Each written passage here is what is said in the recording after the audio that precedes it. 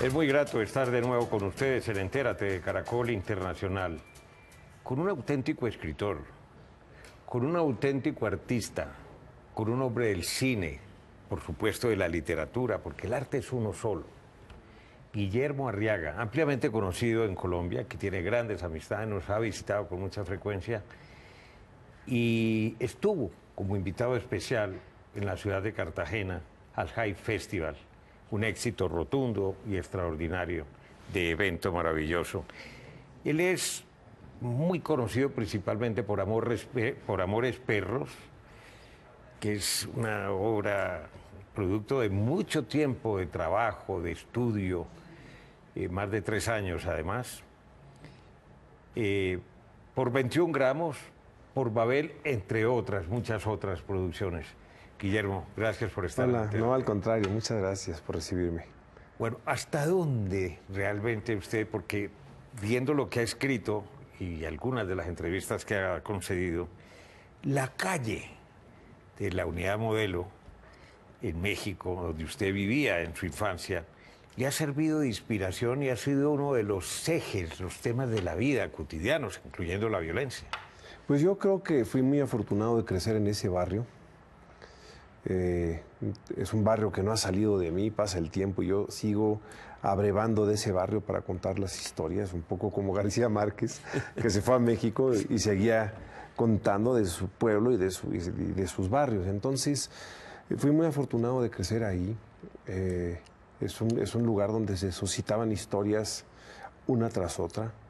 Y yo siempre he dicho que tener calle es quizás de las mejores cosas que me han sucedido en la vida, haber sido un adolescente, un muchacho callejero. ¿Ha cambiado esa colonia? Ha cambiado poco.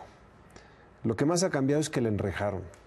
Por la inseguridad. Por la inseguridad está enrejada por todo. En buena parte de nuestros países y ciudades sucede lo mismo, ¿no? Sí, entonces se ha cambiado, pero sigue manteniendo ese mismo espíritu. Yo escribí mi nueva novela, El Salvaje, se basa ahí en ese barrio. Nosotros en los años 60 tuvimos que irnos a las azoteas a hacer nuestras cosas porque hubo una represión estudiantil muy fuerte. Y el gobierno mexicano hizo una cosa que yo llamo microrepresión. Joven o niño que estuviera en la calle, lo subían a una patrulla y se lo llevaban. ¿Aparecía después? Aparecíamos, pero yo tenía 10, 11 años y corríamos siempre los policías. Entonces nos fuimos a las azoteas. La ventaja de estas azoteas es que las casas son contiguas, entonces íbamos por una, bajábamos por otra. Y ese es un poco el mundo de la novela que acabo de publicar, El Salvaje. García Márquez pensaba que era muy difícil realmente llevar algunas obras, otras no, al cine, como por ejemplo 100 años de soledad, se lo propusieron de todas partes, y los mejores directores, y él dijo, no, es imposible. Esto es imposible de resumirse y de interpretarse, que es lo que yo quise hacer, lo que yo quise escribir y lo que estaba sintiendo. ¿Usted piensa lo mismo? Yo pienso lo mismo. Yo pienso en particular de este libro, El Salvaje, que es imposible de adaptarse. Obviamente 100 años de soledad, imposible de adaptarse. El amor en los tiempos del cólera se adaptó, no funcionó. En mi caso se han adaptado 2 novelas mías. Exitosas. No, estas no. No, las novelas que les fue bien fueron originales, las escribí original para el cine. Las otras, Un dulce olor a muerte, que por cierto me inspiré de un suceso aquí en Bogotá. Una señora que cayó. Una señora que cayó, una muchacha muy linda. O la tumbaron, no se sabe, ¿no? Desnuda, con una puñalada en la espalda. Acababa de suceder, estaba yo en el centro, íbamos en el taxi, de pronto ahí estaba esta muchacha muy bonita, con un cuerpo precioso, con una puñalada, y eso fue lo que... Cayó muerta. Cayó muerta. Yo creo que la aventaron de un 4º o 5º piso. ¿Y usted cómo reaccionó y qué hizo en ese momento? Pues yo pedí que pararan el auto, dije, pues voy a ver si la puedo ayudar, ¿no? No la vimos caer, pero estaba apenas llegando la gente. Y el taxista dijo, no, me quiero meter en lío. Perdóneme, no sabemos quién la mató, no sabemos quién esté aquí, yo voy a seguir adelante. No hemos visto nada. Y dije, pues déjeme bajarme. Me dijo, no se baje. Hombre, con tantas situaciones, vivencias que usted ha encontrado en su vida, no solamente en México, fíjese usted, de casualidad le sucede lo que le sucedió en Bogotá. ¿Usted nunca toma nota de nada? nunca tomo nota de nada, porque yo siento que si es valiosa la experiencia, va a permanecer. Si tomo nota es porque no le estoy dando el valor a la experiencia. Alguna vez el Gabo dijo que se había llevado 30 años en escribir 100 años de soledad. Y dije, ay hombre, ¿cómo dice esas cosas? Tenía toda la razón. Uno se tarda años en escribir una novela. La va en la cabeza dando vueltas y vueltas y vueltas. A mí El Salvaje es una historia que yo quise contar desde que era muy joven, desde que tenía 17, 18 años. Estas historias me parecían interesantes, pero faltaba ese proceso de maduración dentro de uno para poder escribir. El Salvaje es una problemática eminentemente urbana, por supuesto. Es urbana, son dos historias. Una historia es urbana que se desarrolla en la Ciudad de México y otra se desarrolla en las estepas del Yukón, en un invierno. Es un cazador inuit que está persiguiendo un lobo en particular. Entonces, ¿cómo estas dos historias terminan por unirse? Bueno. Él es un gran cazador, ha sido una de sus pasiones, pero solamente caza con mucho respeto a los animales que se pueden comer, que se va a comer, no animales de otra naturaleza. Ya regresamos con Guillermo Arriaga, una historia fascinante realmente.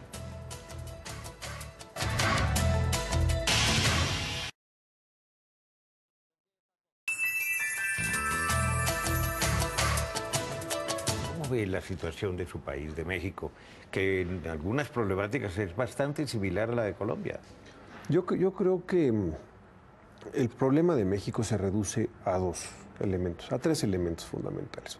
Uno, la falta de oportunidades que hay, porque hay una injusta distribución de la riqueza, la corrupción de la clase política y la impunidad. El 97% de los crímenes en México no se resuelven. Esos yo creo que son los tres grandes problemas y hemos descubierto que no hay crimen sin colusión. Si no hay un político coludido, no va a haber un criminal. Siempre están protegidos por el Estado. Pero bueno, esos tres problemas los tiene Colombia, exactamente iguales, con el mismo grado de impunidad. La corrupción que ha sido generalizada y al mismo tiempo la falta de oportunidades. ¿Qué hacer? Yo creo que sí va a tener que, la sociedad civil va a tener que reaccionar y rebasar a la clase política, porque la clase política no sé en qué momento decidieron que las finanzas públicas eran un botín. Es una tristeza que muchachos de clase media alta que van y estudian su doctorado en Harvard o en Yale, llegan con todos estos pergaminos, sean igual de rateros. Se decía que la educación era el problema de América Latina y esta gente que es la más educada del mundo siguen siendo unos ladrones. Mire usted lo que viene pasando con buena parte de los presidentes de América Latina. Sí, terminan por ser denunciados. Yo no entiendo, yo de verdad, si yo fuera político, yo sí sería incorruptible. Yo sí, en serio, no creo tocar un centavo de las arcas públicas, eso es una enseñanza de mis padres. Guillermo, es lo que está pasando con buena parte de los países de América Latina, sus gobernantes y todos involucrados en denuncias precisamente de corrupción, algunos enjuiciados, otros en la cárcel esperando ser condenados o absueltos. Es una vergüenza. Es una vergüenza y es una pena porque no lo merecen nuestros pueblos. Si algo creo que caracteriza a un pueblo como el colombiano, un pueblo como el mexicano, es la vitalidad, la generosidad, la hospitalidad. Entonces a mí sí me da mucha rabia que sea así. Y sobre todo una clase dirigente, Guillermo, que se ha educado en las mejores universidades de los Estados Unidos y de Europa. ¿Por qué eso no pasa con la misma intensidad? Hay casos, pero no tan generalizados. Casos en España, en Italia, en Grecia, en fin. Pero eso no se ve tan intensamente en Francia o en Alemania o en Inglaterra, por ejemplo.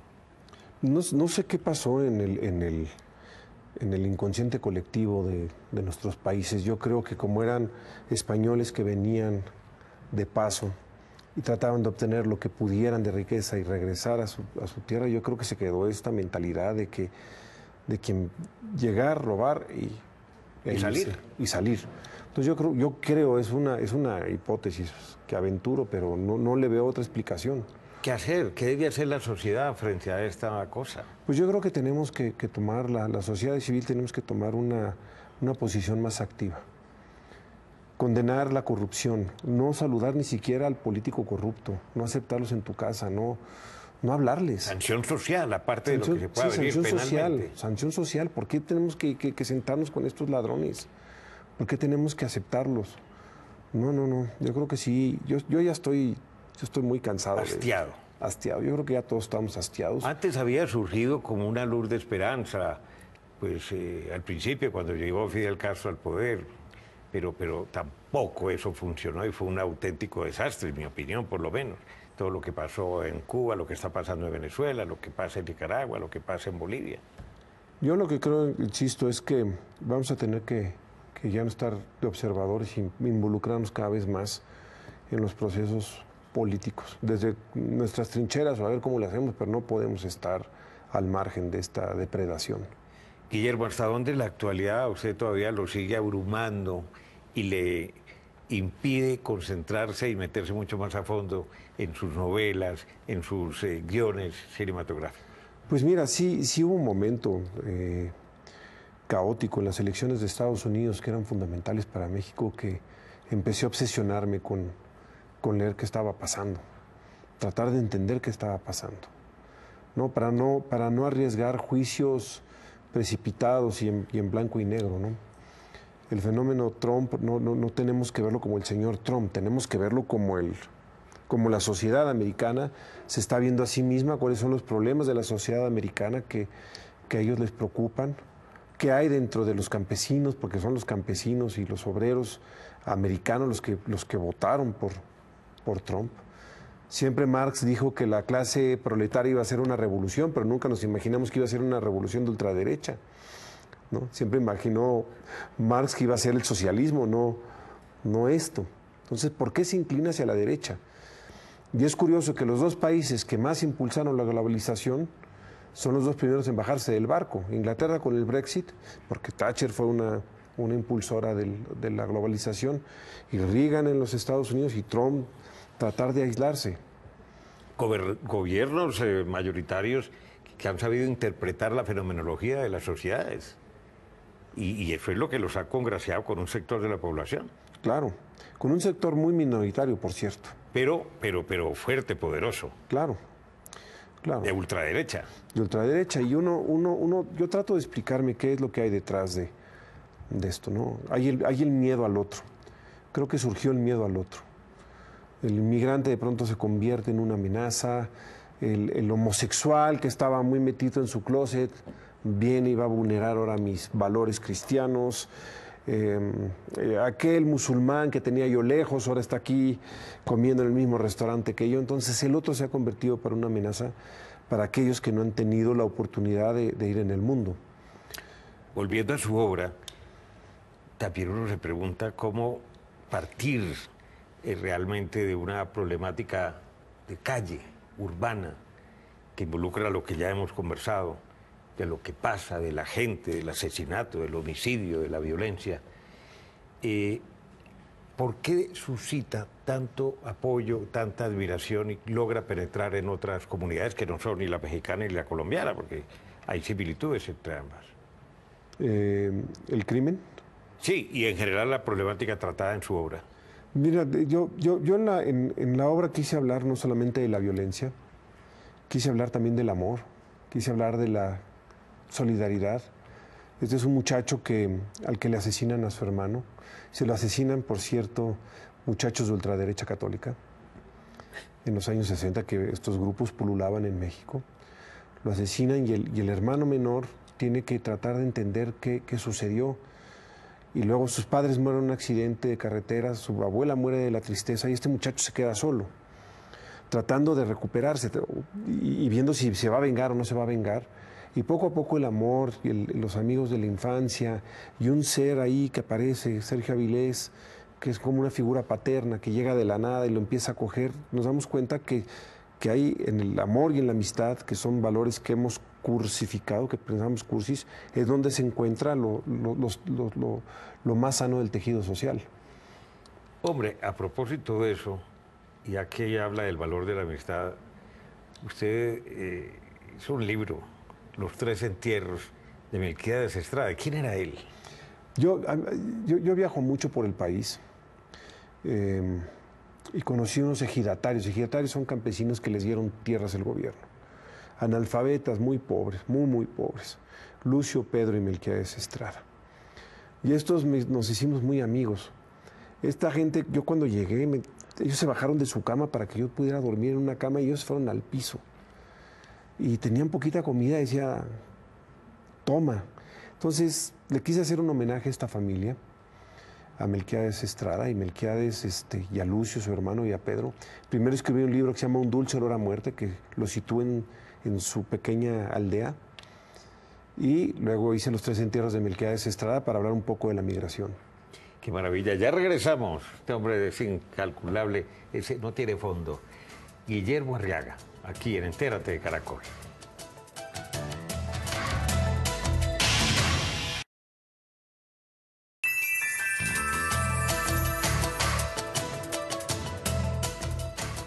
Guillermo, ¿cómo fue esa primera relación, esa amistad tan profunda con Alejandro González Iñárritu?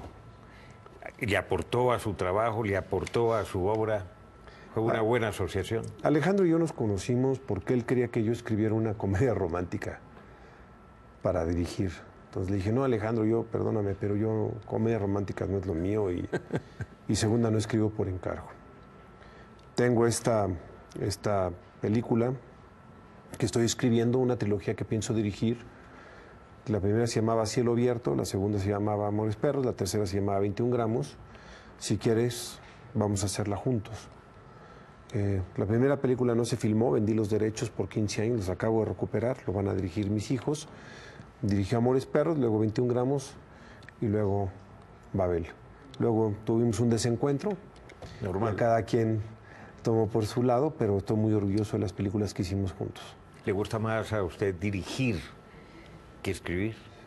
Yo creo que me gustan mucho las dos cosas. Cuando uno está escribiendo, está creando un mundo de la nada. Cuando estás dirigiendo, estás interpretando un mundo que ya está creado. La ventaja de dirigir es que tienes mucha colaboración.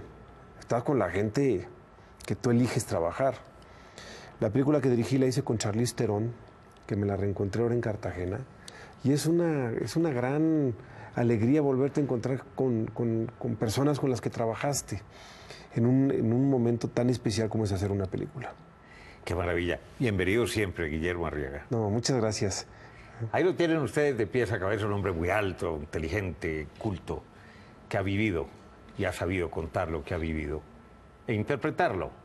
Recuerden que ustedes pueden seguirnos en Twitter a través de nuestra cuenta @entératecaracol. También pueden escribirnos a través del correo electrónico entérate@caracoltv.com.